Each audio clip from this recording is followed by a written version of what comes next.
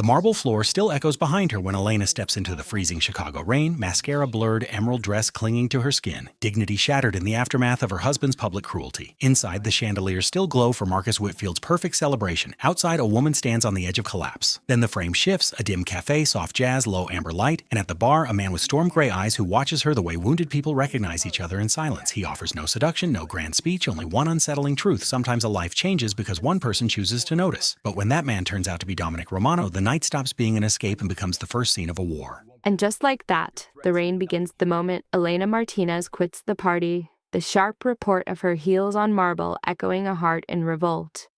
She doesn't look back. The very idea is impossible. Not after the calculated savagery of his words. Demolished on the very day of her husband's birth, she vanishes into the downpour, ignorant of his real standing as a lord of the criminal underworld. Her emerald dress, a 3-month wage spent on his public image, is now stained with champagne, a piece of his portfolio, a fixture of his brand, an asset to everyone but the woman wearing it. As Elena flees Chicago's Grand Meridian, the November gale feels like a slap. Yet it is nothing against the violation she endured inside. There are no bruises naturally. Marcus is an artist who paints with invisible wounds. His method of ruin is mental, surgical. So she drifts through the city, clutching her purse while her breath comes in ragged bursts. Indifferent skyscrapers of glass stare down as the storm washes her tears away. Inside, 200 guests toast Marcus Whitfield's 40th year. The budget for this party's decor alone was more than her yearly salary as a pediatric nurse. It was a vile theater of chandeliers, exotic blossoms, and a jazz trio playing to no one. And Marcus stood at its heart, the architect of his own kingdom. Elena played her part, a smile that was an ache in her jaw. She conjured laughter at his partner's coarse jokes, projecting a piece that had long since died. This has been her profession for 8 years of marriage. A single, unending performance. But tonight, that mask had finally shattered. It started when Marcus was bragging to investors about a new acquisition. One of them motioned towards his sprawling domain, then to his beautiful family. Marcus let out a laugh she detested, a sound that was both cold and sharp. "Beautiful?" he broadcast to the room. "Let's be realistic, gentlemen. Elena is functional, but there is no need to exaggerate. I keep her because she is practical. She knows when to be silent and, for the most part, does not publicly humiliate me." A tense quiet fell over the investors. A throat was cleared, but nobody spoke up. They never do. Elena stood frozen, her wine glass shaking. She was at the edge. She imagined the sweet release of throwing champagne on his face, of unmasking the monster he was behind their locked doors, his suffocating grip, his constant insults, the way he systematically unraveled her spirit. Instead, she offered one final performance, a rehearsed smile, a silent retreat to the restroom, from which she walked directly out the main doors. She is now on Michigan Avenue, a street once filled with memories, now just another stage for her degradation. The shop windows are dark, filled with mannequins frozen in poses of manufactured happiness. Elena halts, facing the truth that she has no place to go. Home is not a sanctuary. Home is Marcus's penthouse, a gilded cell overlooking a lake she was never allowed to enjoy. Home is where his rage is waiting, ready to dissect her for this act of rebellion. She is completely cut off.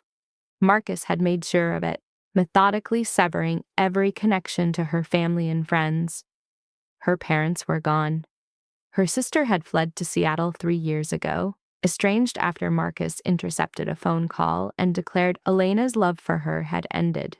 The isolation is a physical weight, a crushing force.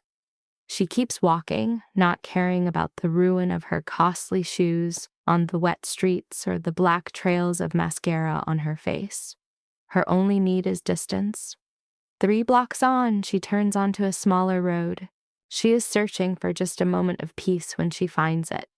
A little cafe, its light a beacon in the darkness. The sign says, Nocturne. Elena walks in, a tiny bell announcing her arrival into the calm, quiet space. The place is a perfect cinematic haven. Dark wood, soft jazz, and an air of deliberate solitude. The bar's emptiness reflects Elena's own internal landscape as she seeks cover in a corner, actively choosing to be unseen. She finds the farthest booth, a place where she might just cease to exist for a short while. A server named Sophie, a small spot of compassion, breaks through her self-imposed exile. Rough night? The simple inquiry is an offering. Elena glances up. She is floored by the simple decency of being noticed. Is it that obvious? The server gives a kind smile. Your mascara tells a pretty clear story. Can I get you something? It's on me. Water is fine, thank you. And maybe a few napkins. Sophie comes back with water and a large stack. She also brings a small plate of biscotti Elena didn't order, but for which she is immensely thankful. Stay as long as you want, Sophie says. We're open until 2. For the next hour, Elena sits still, trying to repair her fractured soul, watching the rain paint sad streaks on the glass. She thinks about the string of decisions that led her to this point. Marrying Marcus at 24. He was magnetic, rich, and so much older. He had made her the lead in some grand story. She was completely blind to all the warning signs. The sick jealousy he disguised as love. The total control he presented as protection. The raw cruelty he explained away as simple honesty. She was trapped before she even saw the cage. Her money became his. Her support system was dismantled. Her sense of self was ground down by years of his psychological warfare. But in the quiet of the cafe, a deep change begins inside her. An emotion she hasn't felt for years starts to rise. Not the usual tired anger. This was a clean, sharp blade of pure rage, the type of rage that fuels a revolution. She is 32 years old, with a nursing degree she hasn't touched in 3 years because Marcus said it was beneath her. She owns nothing. 0. Just the clothes on her back and a secret escape fund she had been building for 6 months. $3,000, hidden away in an account he knows nothing about. It is nowhere near enough, but it is a start. Lost in her planning, she doesn't sense the man from the bar approaching until he speaks. Pardon me. She flinches, shocked. He's tall, maybe 6'2", his dark hair wet from the rain. His eyes are the color of a coming storm, and he carries a presence that fills the space around him without any effort. His charcoal suit is worth a fortune, yet he wears it with complete nonchalance. This man doesn't just have wealth, he is wealth. I apologize for interrupting, he says, his voice low and steady. I saw you come in, and you looked to be in trouble. I just wanted to make sure you were safe. Elena's mental walls shoot up instantly. She has no capacity left for men, but his tone makes her hesitate. It has no hint of a predator, no trace of a pickup line. It is just pure concern. I'm fine, she answers on instinct, the lie a bitter taste in her mouth. He just raises an eyebrow, accepting the lie without argument. All right, he says. If you need anything, I will be at the bar. My name is Dominic. As he turns to go, a primal urge screams at her to let him leave, but another, newer voice pushes her to speak. Wait. Dominic stops and faces her. Why? She asks, needing to know. Why would you care if a stranger is okay? He thinks for a moment before he answers. Because sometimes, he starts, choosing his words carefully. The only thing that helps a person survive a terrible night is for another human to see their pain. His words hit her with incredible force, echoing all the nights she felt invisible, screaming for help that never came. "Sit," she says, her voice just a whisper. "Please." Dominic takes the chair opposite her with a smooth, certain grace. This close, she can see he is in his late 30s, with fine lines by his eyes that tell of his own difficult nights. "My name is Elena," she says. "It's a pleasure, Elena. I just wish the circumstances were better." A dry little laugh escapes her. That feeling is mutual. A moment of quiet falls between them, a silence that is surprisingly easy. There is no need to talk or explain. Dominic just offers a patient, studying silence. Finally, Elena breaks it. "I just walked out on my husband's birthday party." "You left him?" "He was hardly alone. He had 200 of his closest associates to comfort him." The bitterness in her own voice surprises her. "Besides, I doubt he's even noticed I am gone. He's far too busy being the center of everyone's world." Dominic just nods, slow and thoughtful. That sounds like a difficult position to be in. That's a massive understatement. "So how would you describe it?" Elena thinks for a second. "A mistake," she says at last. "A very long and very expensive mistake." He offers no pity, no advice. He just listens, truly listens, in a way Marcus never had. "The hardest part," Elena goes on, the words finally coming, "is that I knew. On some deep level, I knew right from the start something was off, but I ignored it. I told myself I was crazy, that all relationships are hard work, that marriage would somehow change him." A harsh, empty laugh tore from her throat. "Oh, he was corrected, all right. It only sharpened his cruelty." "People show you who they are," Dominic stated, his voice low. "The mistake isn't believing them the first time. It's ignoring that truth every time after." Elena watched him, truly seeing him then. His slate gray eyes were voids, holding a history she couldn't see. This man was far from inexperienced, regardless of his immaculate attire. "That sounds like a hard-earned lesson," she noted. Dominic gave a subtle shrug. "We all have a past. The only real question is if you let it define what you become." In that moment, a silent pact formed between them as they talked of immense and trivial things. Elena gathered that Dominic's commercial empire in Chicago was vast, though he spoke of it in veiled terms. The details he offered, a younger sister overseas, a mother lost 5 years prior, a broken engagement, were calculated fragments from a fortified life. When she asked what happened, his confession was stark. She decided my world was a place she couldn't survive in. And to be honest, he continued, she wasn't wrong. His voice held the phantom limb of an old hurt, a wound that had scarred but never truly faded. It was a pain Elena knew intimately, for she bore the same scar. In their shared quiet, the hours blurred into one another.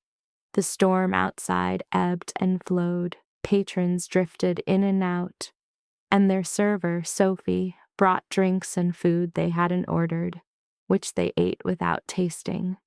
By 1 a.m, Elena felt the ghost of her own identity return, a feeling she hadn't known in years. There was a strange liberation in revealing her story to a stranger, a clean canvas untouched by her past. With Dominic, she could be utterly raw. She could be enraged. She could fall completely apart, and there would be no consequences. "I suppose I should leave," she finally said, the words feeling reluctant. "To where?" Dominic's question was clipped, but the void within it was vast and mutually understood.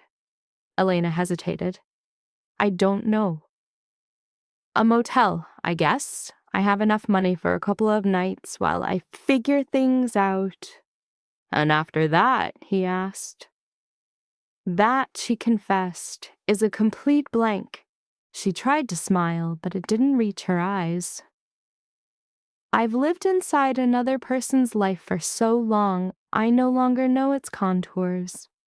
Dominic was quiet, his gray gaze unwavering.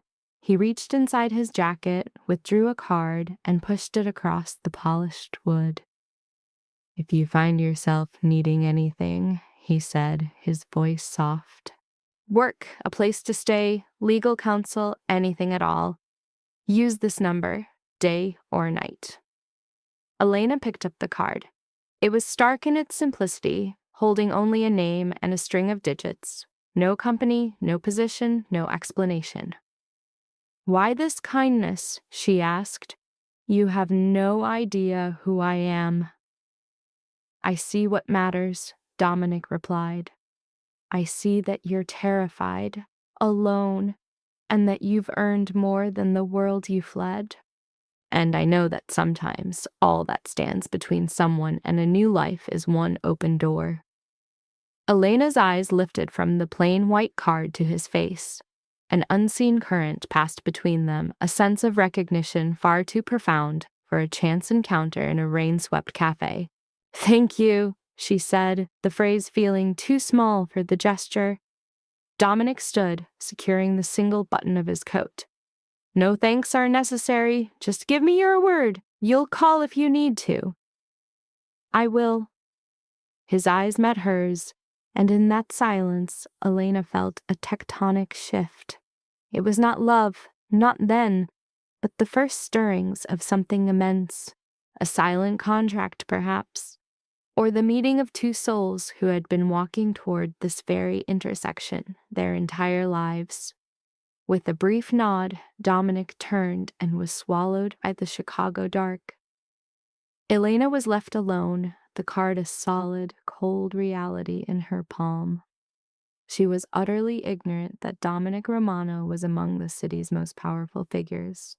She didn't know his name was capital exchanged in guarded rooms, that his power seeped into the city's darkest crevices, or that he was the last court of appeals when the law fell short.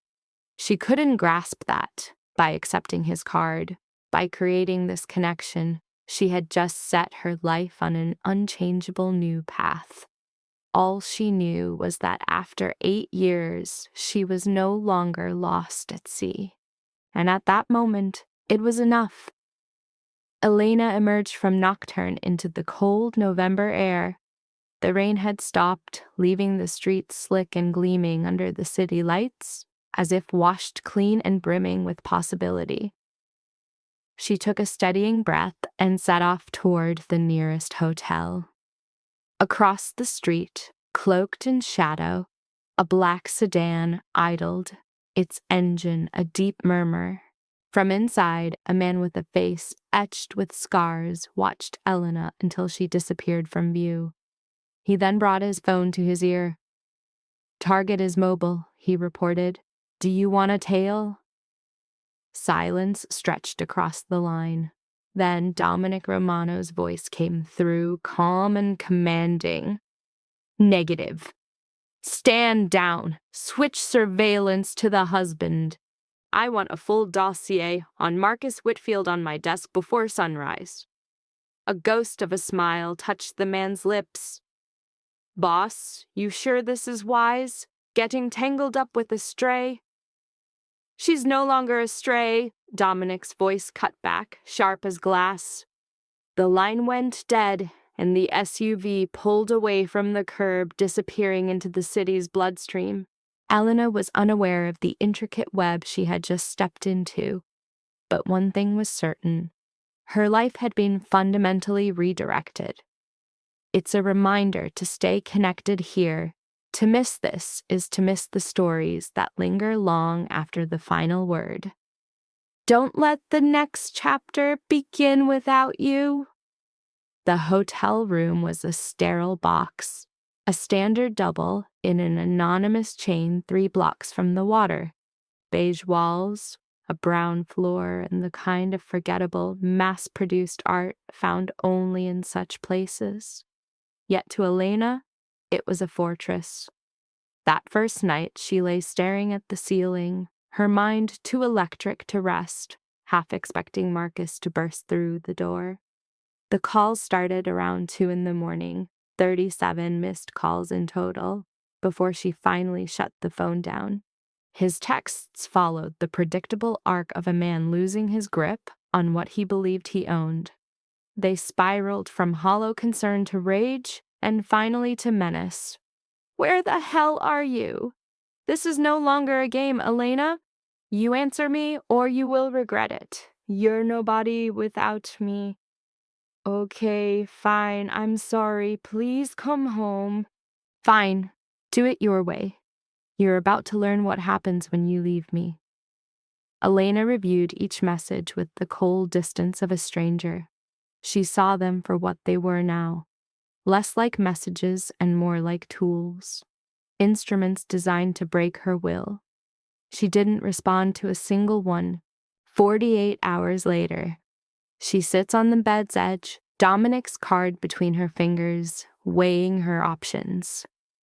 $400 of her escape money was gone, spent on the room, some food, and a burner phone, so Marcus couldn't find her. At this burn rate, her cash might stretch another week, maybe 2 if she was frugal. After that, the void. She had no employment, no network to call upon for 3 years, no residence, no vehicle, and no financial footprint of her own. Marcus had methodically dismantled her independence piece by piece. She had once mistaken his control for concern. She now saw it was just the bars of a prison. Elena's gaze fell to the card again. Dominic Romano. It was just a name, but the man had left his mark. The intensity of his gaze, the way he listened, his unqualified offer of help. She picked up the new phone and dialed the number. It rang twice before a crisp, corporate voice answered. "Romano Enterprises, to whom may I direct your call?" Elena's breath caught. I need to speak with Dominic. Dominic Romano. He provided me with this number." "May I have your name?" the voice asked. "Elena? Elena Martinez. I'm not sure he'll recall." "One moment." A click sounded, followed by a heavy silence. Elena's heart hammered against her ribs as she waited, seized by the fear that this was a terrible mistake, that she had completely misjudged the situation, that he never thought she would use it. Then his voice, low and recognizable, came through the line. "Elena, I was waiting for your call." A tide of relief crashed over her, so powerful it made her dizzy. "You remember me?" "Of course." His voice was reassuring, but it carried a sharp undercurrent of worry. "Are you okay? Are you in a safe place?" "I'm at a hotel. I left Marcus that night. I never went back." "Good. The right move." A weighted pause filled the space between them. "Have you had anything to eat today?" The question was so startlingly mundane, it broke through her panic. "What?" "Food. Have you eaten?" She couldn't recall. Maybe a piece of a sandwich yesterday? Coffee. "I'm okay." That's not an answer. She could almost picture the disapproval on his face. "What is your location?" She gave him the hotel's name, and the ensuing silence was heavy with unspoken thoughts. "A car is on its way," Dominic stated. "It will arrive in 20 minutes. I need you to get in and let it bring you to a secure location." "Secure?" "Safer than your current one. Marcus Whitfield has reached Elena. A hotel registered to you is the first place he'll search." A chilling dread bled through Elena's body, cold as ice. The oversight was catastrophic. She'd used her name on the registry, her credit card for the room, a sequence of digital footprints that led straight back to her. How could you know about Marcus's reach? She challenged. The silence that followed stretched into a void. Let's say I consider it my profession to understand influential men. It's my concern to know these things. Get in the car, Elena. You'll have your answers when you get here. The line went dead. Elena stared at the silent phone, her thoughts a chaotic storm. Every instinct for self-preservation shrieked at her, a warning that this was a terrible mistake, that climbing into an unknown car headed to a secret location was the opening scene of a tragedy.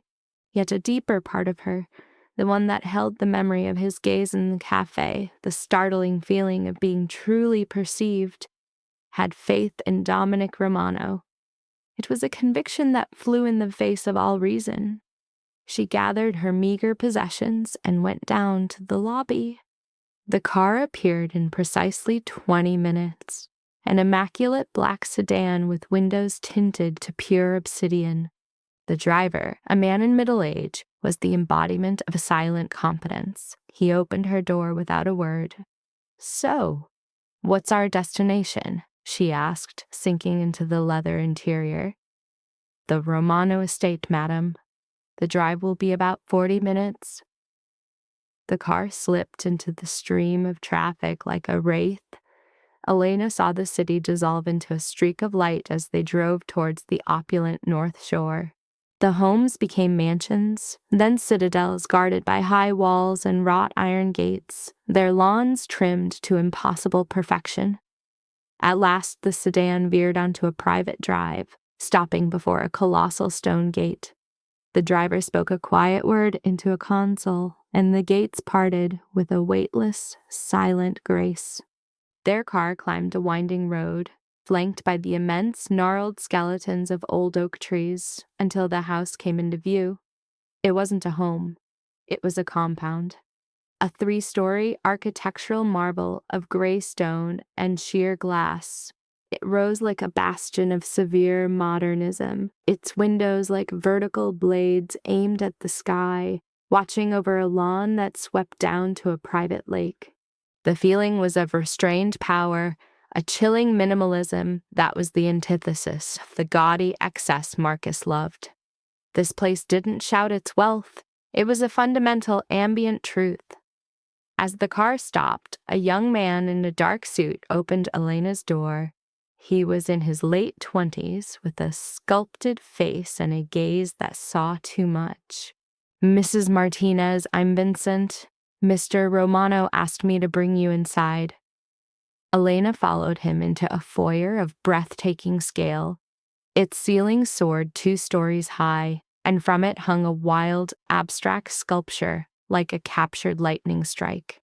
The floors were polished concrete, and the walls held art that, though she did not recognize it, hummed with incalculable worth. This way. Vincent led her through a series of rooms, each grander than the one before. A great room centered on a hearth a person could stand in, a library with shelves that seemed to stretch into darkness, and a dining room with a table that could seat 20. Their tour ended at glass doors that slid open to a terrace suspended over the lake. He was there, Dominic. He stood with his hands in his pockets, studying the water's slate-gray surface. He turned at her approach, his face shifting with a layered emotion. Not merely relief, but a hint of triumph, and something else too deep for her to name. "You came," he said, not as a question. "I sent the car, but I didn't know if you would take it." Elena crossed her arms, a sudden outsider in this world of quiet, absolute control. "I almost didn't. But I remembered your warning about Marcus, that he could find me." Dominic gave a slow, thoughtful nod. "He has already started. A missing person report was filed under your name this morning." "What?" "He is crafting a story that you had a mental breakdown and disappeared. He is playing the part of the distraught husband. The contempt in Dominic's voice was a sharp blade. He's a convincing actor, and the police believe his script. Vertigo washed over Elena. It was his signature move, to warp the world until she was the hysteric and he was the victim. It was an act he had perfected during their marriage. "I am not sick," she said. "I am not having a breakdown. I left him." "I know, but the police don't, and his lawyers certainly won't. If they find you before your story gets out, he can have you committed, or at the very least, make your life impossible to live." The truth of his words landed with the force of a physical blow. Marcus wasn't just looking for her. He was methodically erasing her, poisoning her credibility until any words she spoke would be dismissed as madness. "What can I do?" Elena breathed, hating the tremor in her voice. Dominic turned to her, his gray eyes filled with a solemn fire. "You allow me to help. You stay here in this sanctuary. You work with my legal team to build a case for your freedom that Marcus cannot touch. And you will learn to trust me when I say that, when this is finished, Marcus Whitfield will never be your problem again." The promise was immense, a thing of impossible scale. Elena's thoughts were spinning, a raw survival instinct screaming that she could not trust this man she had just met. "Why?" the word escaped her. "Why are you offering me this?" Dominic was silent for a long moment, his intense gaze locking with hers, making it impossible to look away. "Because I have seen what men like Marcus do to the people they claim to cherish," he said finally. "Because I watched it shatter someone I loved, and I swore I would never again be a bystander when I had the power to act." He paused. "And because you walked into that cafe looking as if life had ground you down to dust. But I could still see the fight in your eyes. That matters." Elena was speechless. No one had ever spoken to her with such raw conviction. The feeling was as terrifying as it was liberating. "All right," she heard herself say. "I'll stay, for now." Dominic tilted his head, the faintest hint of a smile on his lips. "Good. Vincent will escort you to your rooms. Rest, Elena. Tomorrow we launch our counterattack." He moved past her toward the house, leaving her alone on the terrace, staring out at the lake. The water was dark and still, a perfect mirror of the bruised November sky.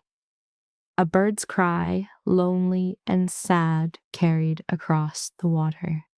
She replayed the blur of the last 3 days.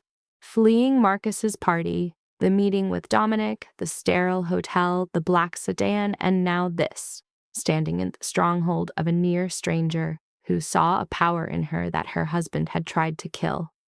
It felt like the start of something dangerous, something vital, something that could remake her entire world. Elena took a deep breath and followed Vincent back into the house. 3 weeks dissolved into a strange new cadence. Elena found a peculiar routine in Dominic's fortress, but she was far from settled. Nothing about her life was settled. Every morning she'd wake in a sprawling guest suite with a view of the lake, and for a moment be lost, unsure of where she was. Then the chilling reality of her circumstances would rush back, and she would force herself out of bed to face another day.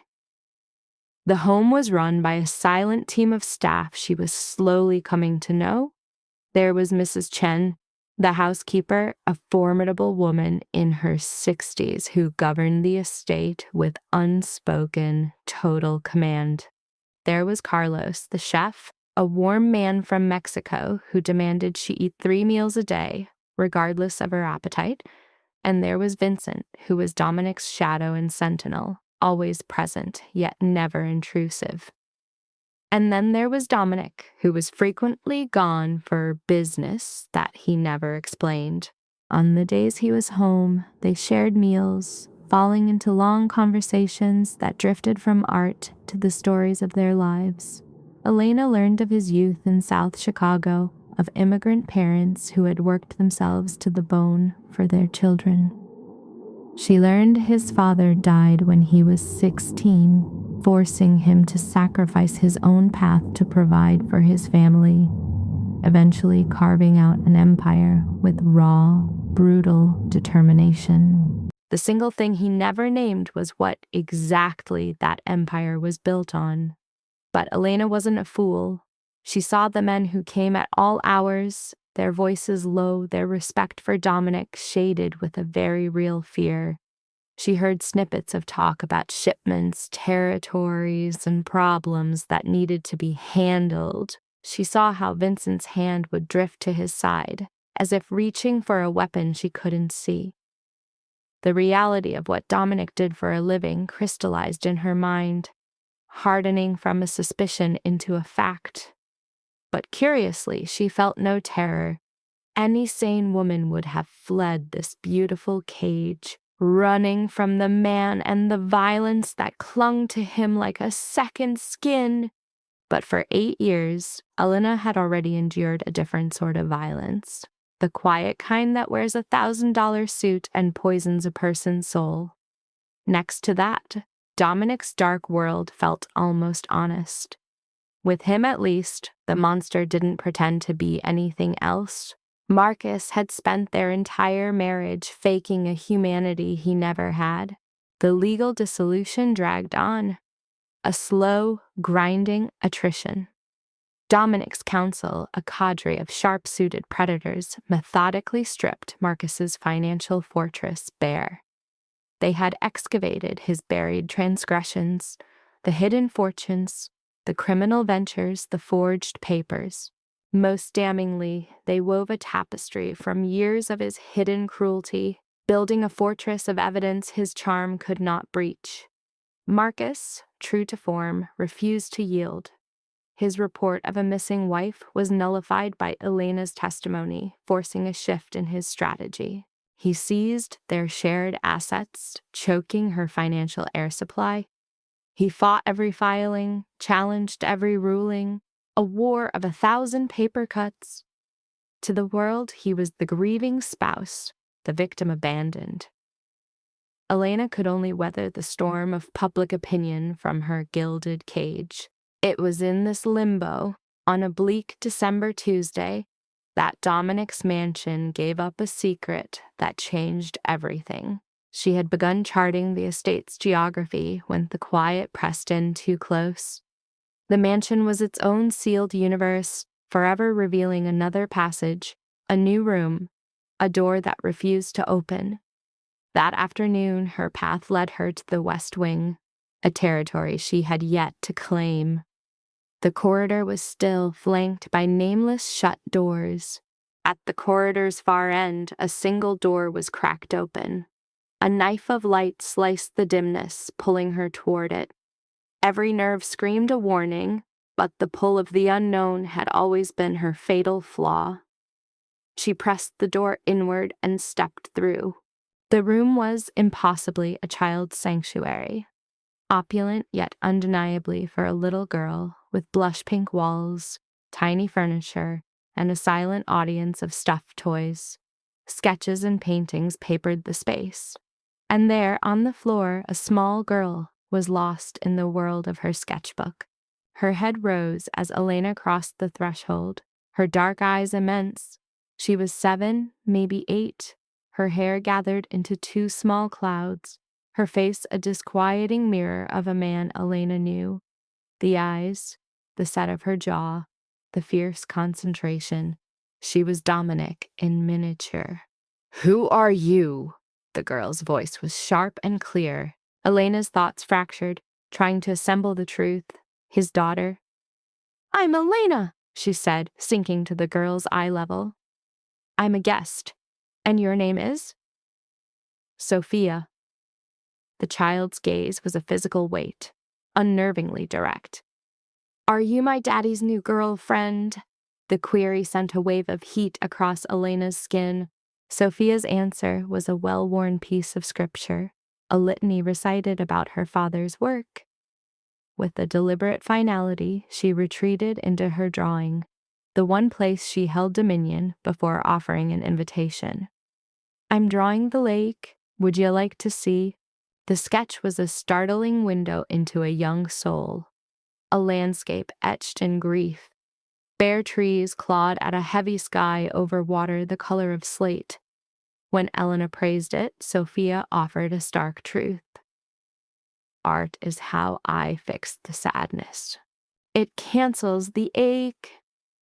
Elena's unthinking question, "What makes you sad?" earned a small, fatalistic shrug. "My mother disappeared," she said, a fact delivered without inflection. "A long time ago. Now she's just a memory." The words struck a chord of shared agony deep within Elena. It was a pain she knew from her mother's passing and again from the wreckage of her marriage. "I know that kind of missing," Elena whispered. The girl's eyes narrowed, taking her measure. "Is your mother gone too?" "Yes, for many years." "That is a great sadness." Sophia considered this, then spoke a truth of shattering weight. "But you had her to begin with. Some people don't get that." The child's raw insight was a blow that left Elena breathless, a testament to a sorrow that had forged her childhood into something else entirely. "Sophia!" Dominic's voice was a low growl from the doorway. Both of them started, turning to find him standing there, his face an indecipherable mask. "Daddy!" Sophia was pure velocity, a small body slamming into his legs before he scooped her into his arms. "What are you doing up, little mouse?" he murmured, his voice shifting to a register Elena had never heard.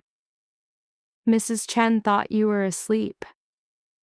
"I wasn't sleepy, and then Elena came." Sophia beamed at her. "She's nice, Daddy. Can she stay?" His gaze met Elena's across the child's head. A silent, fierce negotiation played out in his eyes, a dialect she could not translate.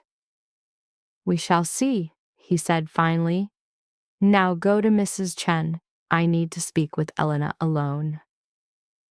Sophia obeyed, sliding from his grasp with a tiny wave before she was gone. The silence that fell was thick with everything unsaid. "You have a child," Elena stated, the words hanging like an indictment. "And you keep her hidden." Dominic drifted toward one of Sophia's drawings. "It is how I keep her safe." "For her?" "Everything I do is for her," he confirmed, finally turning to meet her gaze. "The world I inhabit is not built for children, Elena. There are men who would see her as leverage. Her secrecy is the only armor I can give her." The admission added another layer to the man. Predator, protector, and now, father. The paradoxes of his nature were stark. "Her mother?" Elena asked softly. "Lost to cancer when Sophia was 3.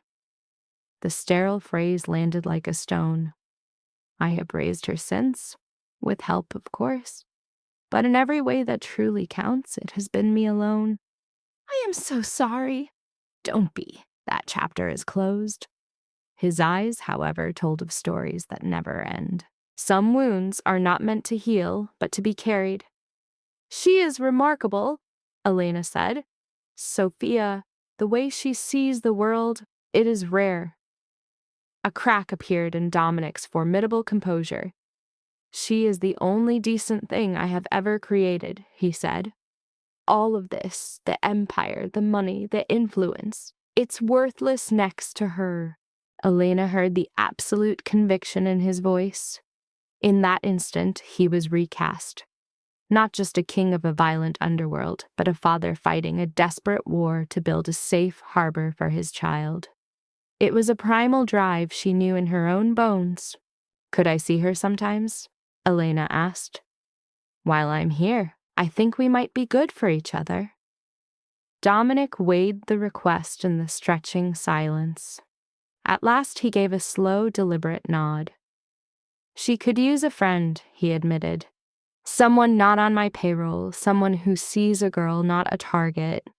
Someone who just sees her. I can do that. I know. A silent pact formed between them, an understanding that needed no words. That is why I'm saying yes. After that, Elena and Sophia forged an unbreakable alliance, one built in pillow forts and whispered secrets. Mrs. Chen watched with feigned disapproval, but secretly chronicled their burgeoning friendship. Sophia unveiled her fantasy lands, and Elena offered stories from the hospital. Slowly, almost without notice, the very errand house began to change. It became lighter, punctuated by a child's laughter that had long been absent. Even Dominic, a man encased in violence, seemed to shift. Less iron, more flesh, more human. Then one evening, Sophia's small hand shot out and gripped hers tightly. Elena, I'm right here. Will you live with us? Forever? The question was a spear to Elena's heart. She had no answer. Her past was a war zone, her future an empty map. The idea of forever felt like a mockery. Still, she met Sophia's imploring gaze. I will stay for as long as I'm able, she promised. No matter what comes next, I will be your friend. Always. Sophia's face relaxed into a smile. Promise. Then sleep took her. Witnessing the girl's fierce belief, Elena felt something shift deep inside herself. The feeling she had for Sophia was more than affection. It was a profound maternal instinct stirring from a long slumber. She was so lost in the moment she never heard Dominic's quiet arrival. She adores you, he said softly.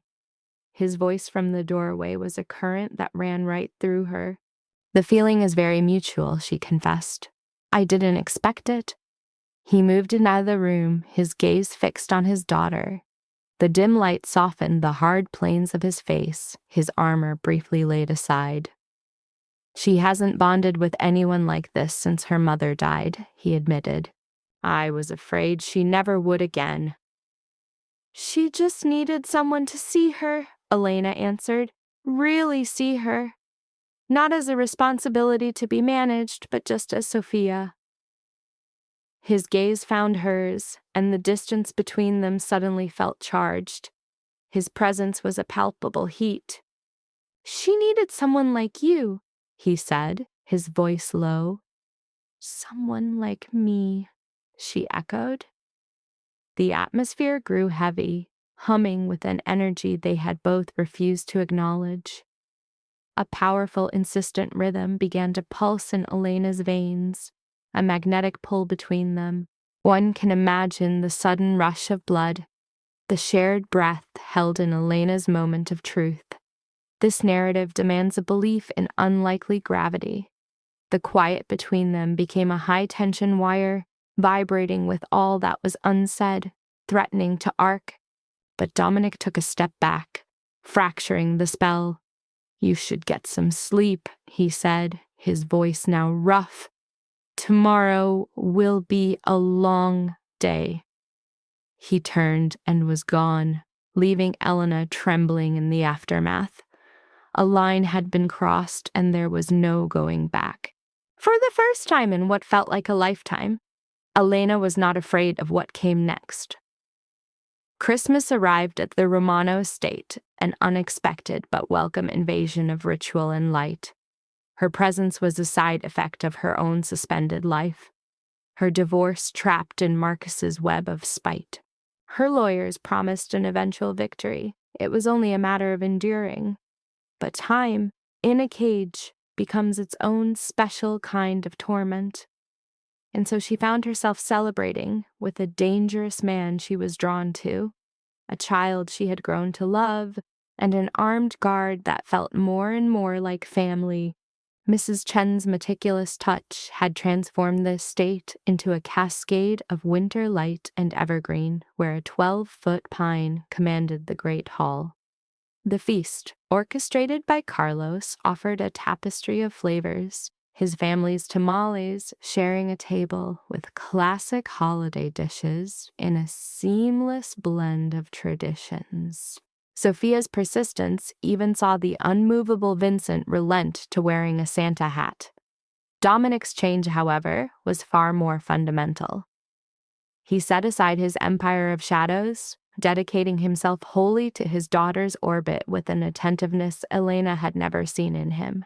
The constant strain that defined his frame seemed to melt away, leaving behind an air of lightness, a near joyful spirit. On Christmas morning, the room's entire focus was Sophia's uncontained glee as she unearthed an art kit, a stack of books, and a dress Elena had secretly guided him to select. But a small locket holding a tiny portrait of her mother brought a rush of emotional tears. "It was in storage," Dominic said, his voice thick with unspoken history. "I thought you should have this." Sophia wrapped her arms around him, a silent, powerful embrace that needed no words. "I have something for you," he murmured later, pushing a small box across the table to Elena. A gift was the last thing she anticipated. She saw herself as an outsider, a fleeting presence. "Go on, open it," Sophia prompted, her own eagerness filling the space. Within the velvet was a delicate gold bracelet adorned with a lone butterfly. "For starting over," Dominic explained quietly, "and for the courage to take flight." His explanation landed like a tremor inside her. Here, in the stark contradiction of this fortified, dangerous refuge, she felt a sensation she had long thought buried. Hope. "Thank you," she answered. "It's beautiful." The bracelet's delicate weight felt like a covenant, not a chain. The day melted into the warmth of shared celebration, a ceremony she thought was a ghost of her past. Watching Dominic's unshielded happiness ignited a feeling she was not yet brave enough to identify. Much later, after Sophia was asleep, Elena found Dominic out on the terrace. Wrapped against the falling snow, she tried to voice her gratitude for the day, for the shelter, for everything. Dominic's eyes stayed on the dark, winter-swept view before them. He watched the snow drift toward the black water. "You are not a guest here, Elena," he stated. "This is your home. Whether you realize it or not, you are part of this family." "Dominic." "I know," he interrupted, at last turning to face her, his features unguarded and open. "I realize this is madness in 100 different ways. You are still legally bound to another man, in a battle for your life, creating a self free of Marcus Whitfield's shadow, and I am the furthest thing from a safe harbor." "I'm not searching for safety," Elena retorted, surprised by the force of her own conviction. "I've had a simple life." Simple was pretending to be happy while my husband took me apart piece by piece. Simple was the smiling facade that concealed the cracks and the silent pain. She took a breath. "What I want," she declared, "is something that's real. I want truth, no matter how complicated. I want a person who sees all of me, the damaged pieces, the healing ones, and all the space between." Her eyes locked with his in a moment of pure, unvarnished truth. "I want you." The declaration hung between them, stark and unyielding in the frigid night. With measured slowness, he reached out, weaving his fingers into hers. "And I want you," he confessed. "From the moment you walked into that diner, soaked and defiant. I tried to call it a rescuer's impulse, but it was never that simple. It was always something more. So what do we do now?" "We wait for you to be truly free," He raised her hand to his lips. I won't become another tool he can use to hurt you. We move with purpose, and when you are finally untethered from him... A rare, genuine smile broke across Dominic's face. Then I will dedicate my life to showing you that you made the right choice. Elena rested against him, and for hours they watched the snow, imagining a future that felt almost within reach. January came in with a blizzard, starting with a late call and a torrent of clipped, urgent Italian from Dominic. Watching from the doorway of his study, Elena read the danger not in the language, but in the unyielding set of his shoulders. He ended the call, his face drained of color. What happened? She asked. Marcus? The name was an infection on his tongue. He's been investigating. He found you. He's hired people to bring you back. A cold fear tightened in Elena's gut. What are they like? They are the kind of men who don't take no for an answer. Dominic pressed a concealed button on his desk. Vincent materialized in the doorway, instantly on alert. We have a problem, Dominic said. Assemble the team. I want this estate locked down. Double the patrols and constant surveillance on the perimeter 24/7. No one enters or leaves this land without my express command. Vincent gave a single, sharp nod and was gone. Elena sank into a chair, her thoughts racing. How could he have found me? Marcus has connections, Dominic's tone was bleak. Deeper than I anticipated. His need to own you is more pathological than I understood. What's our plan? He knelt in front of her, his hands covering hers. We retaliate, he vowed. Using every resource at our disposal, legal and otherwise, we are going to teach Marcus Whitfield in no uncertain terms that you do not belong to him. And if that doesn't work, then I will end this on my own terms. The chilling certainty in his voice should have frightened her. Instead, a deep sense of security washed over her, the feeling of someone finally willing to set the world ablaze for her sake. I trust you, she breathed. I know. He pressed a kiss to her forehead. Get some rest. The fight starts tomorrow. But sleep was an impossible luxury. Elena remained awake, the silence punctuated by the sounds of a stronghold preparing for assault. Muffled footsteps, low commands, the faint metallic clicks of safeties being checked. Images of Marcus flickered in her mind. The man she married, the beast he became. A wave of grief for the years stolen by fear washed over her. She contemplated being forced back to him, and a steely resolve solidified within her. Death was preferable to returning to that cage. The idea held no terror, only strength. She stood, slipped on a robe, and went to Dominic. He stood in the study, a commander surrounded by men in dark suits. Maps were spread across his desk like tactical charts, phones humming with incoming intelligence. He broke away from his men the second he noticed her. You should be resting, he said softly. I can't. This is happening because of me. This has nothing to do with you. This is Marcus, a twisted, controlling man who refuses to accept he has lost. Dominic framed her face with his hands. His sickness is not your burden, Elena. It never was. I need to do something, she insisted. I can't just sit in a room while this happens.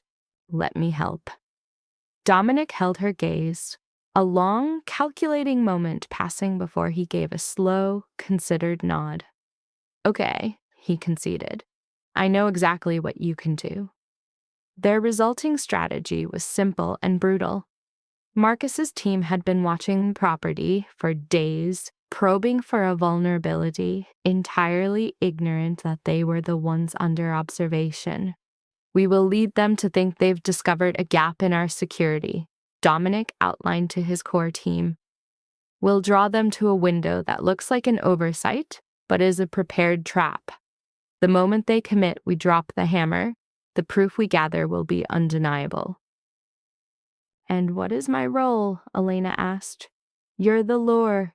The statement settled in the room, chilling and absolute. "Before you refuse," Dominic added hastily, "you won't be in any physical jeopardy. Vincent and 3 of my top men will be with you, unseen.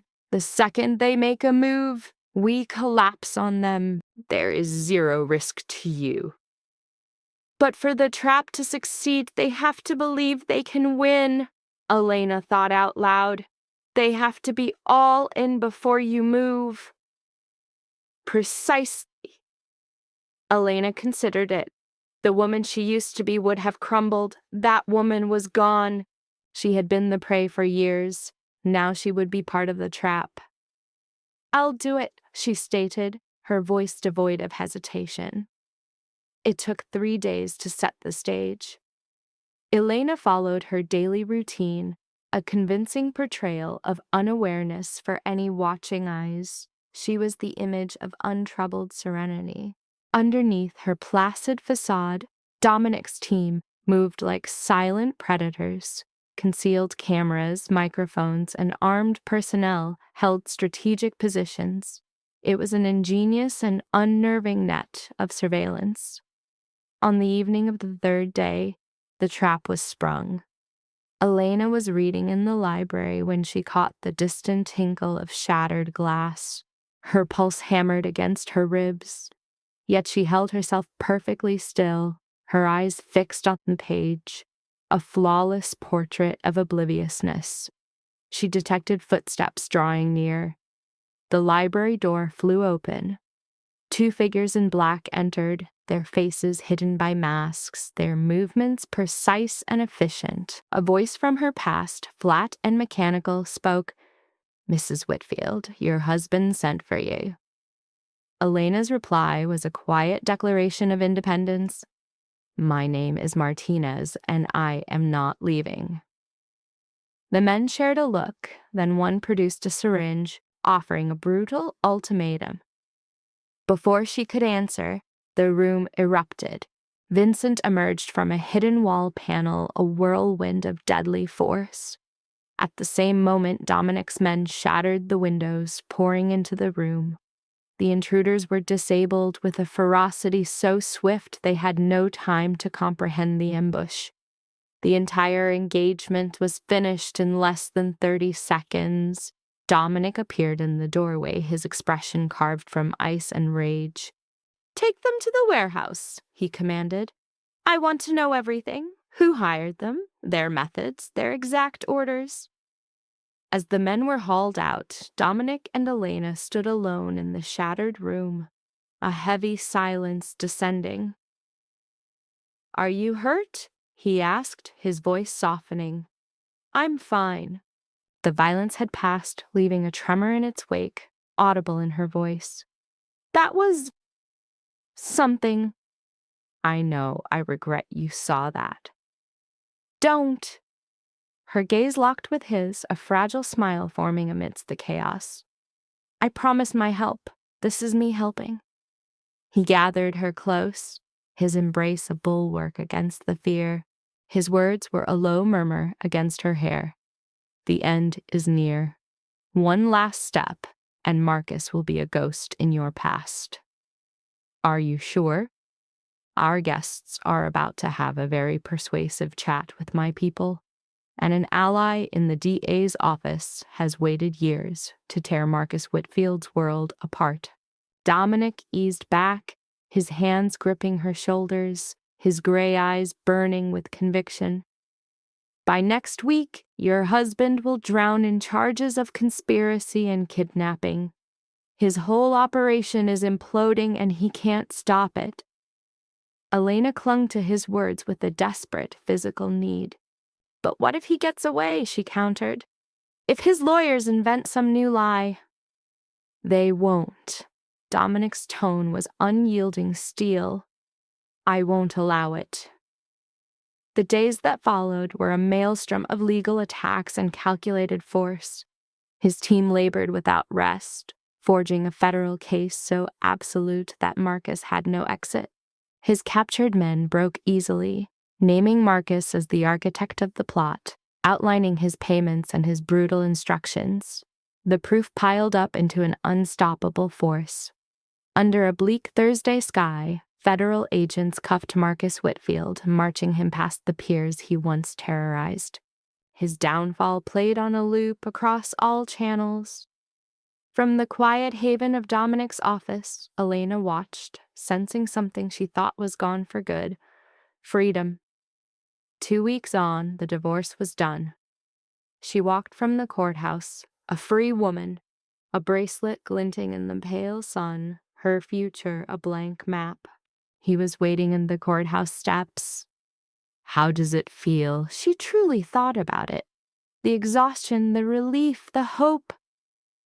Like I'm myself again, she answered. Like the real me was suspended in time, just waiting for this moment to finally breathe. A rare smile from Dominic could shift the gravity of a room. Good, he said, because I need to ask you something. What? He took her hand, his thumb stroking her skin in a slow rhythm. Come home with me, not as a refugee seeking shelter, but as my partner, my equal, the woman I love. Her breath hitched. You love me? From the moment we met in that cafe, Dominic confessed. I just had to wait for this war to be over. This is the right moment, the only moment. She studied the man before her, imposing, deadly, remarkable, who gave her sanctuary and asked for nothing in return. She envisioned the life they might forge, with its own wars and triumphs, its own shadows and light. The answer was already on her tongue. Yes, she whispered, I'll come home with you. He pulled her close, his kiss a raw intensity, and she tasted liberty. Boundless horizons and the birth of her own reign. 6 months on, spring had claimed the Romano estate, turning the fortress into a lush haven. The stark, bare trees she first saw were now draped in brilliant green. Under a deep blue sky, the lake sparkled like countless diamonds. The very air was heavy with the perfume of blooms, fresh-cut grass, and sweet victory. From the terrace, Elena drank in the view, now a piece of her soul. A simple white dress, her hair flowing free, the butterfly bracelet a familiar weight on her wrist. Next to her, Sophia vibrated with excitement. Nervous? The girl asked in a hushed voice. A slight smile graced Elena's lips. A bit. You? Nope. I've wanted this forever. Sophia bounced on her toes. I still can't believe you're going to be my mom. That single word struck like lightning. Mom. A title she thought Marcus had stolen from her future. Sophia, however, had healed a fracture in her soul she never knew existed. The adoption official last month confirmed it. She was a mother, and soon a wife. Their wedding was a private garden ceremony with only their inner circle as witness. In the first row, Mrs. Chen wiped at her tears. Carlos and Vincent stood faithfully by Dominic's side. Several associates, whose business Elena wisely ignored, attended to see their boss find joy. As the music swelled, Elena walked the aisle by herself. She was not property to be given. She had been traded and bartered her whole life. This was different. This was her choice, made with full knowledge of who she was now and the man she was meeting. Dominic's gray eyes tracked her movement, a gaze so potent it erased everything else. His suit spoke of command, but she saw the man beneath it, the gratitude, the love. When she arrived beside him, the officiant started. They had written their own vows, a testament to their violent path. I promise to see the real you, Elena started. Not the mask, but the man beneath, the father, the guardian who walked into a cafe one night and changed my fate forever. Dominic answered, I will be your shield, never your cage. I am with you. He promised his loyalty through every twist of fate. They exchanged rings and sealed it with a kiss. When they were pronounced married, a cheer went up, the sound carrying over the lake. The reception was a lively affair of food, song, and fellowship. Elena was passed between dance partners, smiling at stories from strangers she couldn't follow. But always her eyes found Dominic, and his found hers, a silent conversation in the crowd. Later, as the party softened, Elena found the cool lakeside air, water brushing her feet. She heard his approach but did not look. Dominic's arms wrapped around her. "Leaving me already?" he joked. Her answer was simple. "Never." She leaned into his embrace, whispering, "Remembering." "What?" he asked. "The person who came here," she said. Shattered, afraid, and completely lost. She faced him then. "And who I am today." "Who is that?" he prompted. She smiled. "I'm home." Finally home. Dominic kissed her forehead, her cheeks, her mouth, and murmured, "Welcome home, Mrs. Romano." Two survivors stood together, building a future from the wreckage of their histories. The lake, a perfect mirror, held the endless sky and their reflection. Their daughter, Sophia, watched them from a window, her smile serene and clear. Far off, Chicago's lights shimmered, a city of violent ends and fresh starts. Elena thought of the twisting, unlikely road that brought her to this place. She remembered the long years of pain, that one desperate night of flight, and the man in the cafe who became her universe. Thinking of all the ways it could have gone wrong, she felt a deep sense of thanks for the strength to run, the space to heal, and the family she discovered against all odds. Not all stories end in tragedy. This one fought its fate and forged a powerful alliance instead. If you stayed for the whole saga, this final thought is for you. Comment, "I watched this far, so I know who my loyal audience is." And if our story resonated, please hit the like button. I appreciate you being here. I delve into these complex tales for you. Make sure you're subscribed because more stories like this are coming. More accounts of people who were supposed to break but chose to fight back. To join our next descent into the human heart, subscribe and turn on notifications. Remember this, no shadow is so large that the dawn cannot break it. This isn't just a story, it's our compass. And we, Belle,